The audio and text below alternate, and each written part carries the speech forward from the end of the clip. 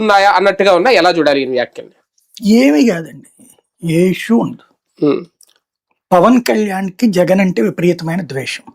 ఉమ్, అది చిన్నప్పుడు ఆస్తి తగాదా, వాస్తవంగా షర్మిలకి జగన్కి వచ్చిన తగాదా అంటే ఉమ్, ఆస్తి తగాదా, అవును.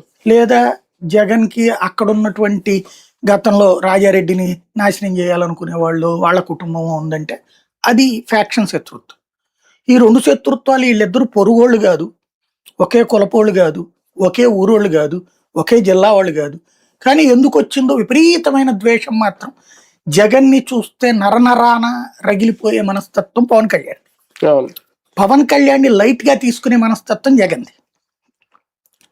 ఈ ఇద్దరి యొక్క స్వభావ సరళి చూసుకున్నప్పుడు జగన్ తన శత్రువుగా చంద్రబాబుని భావిస్తాడు తప్పించి పవన్ కళ్యాణ్ భావించడు.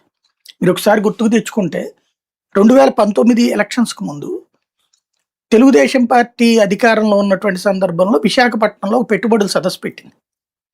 పెట్టినప్పుడు ఈ యాజిటేషన్కి పిలిపించాడు పవన్ కళ్యాణ్. అక్కడ అప్పుడు తెలుగుదేశం ఏముంది, పారిశ్రామికవేత్తలు పెట్టుబడులు పెట్టడానికి వస్తుంటే చెడగొడతారా మీరు అంది. ఇచ్చిన పిలుపు పవన్ కళ్యాణ్ దేని గురించి? హోదా గురించి, పెట్టుబడుల గురించి ఇస్తే, హోదాకి వస్తే పెట్టుబడులు వస్తాయి అంటే మీరేమో ఇక్కడ చెడగొడతారా అంటే, మేమేం హోటల్ ఎదురుగుండా నిరసన చేయట్లేదు కదా, సముద్ర